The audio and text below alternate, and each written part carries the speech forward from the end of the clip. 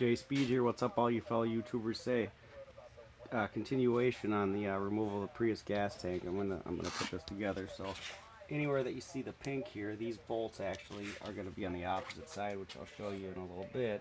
But each one of those pieces of hardware have to come out. They're 14mm hardware. That's got a hose clamp on it. This one was completely rusted to nothing, so it'll have to be replaced with the new tank.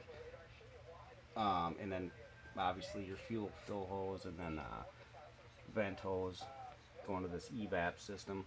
Those are the items you got to disconnect, including this item right here, which is the plug-in for the fuel pump, fuel sending unit, and evap sensor, I believe. And then look in the car.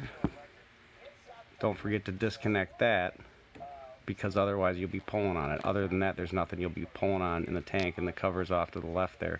You just peel that off with a screwdriver. There's nothing holding it on but glue.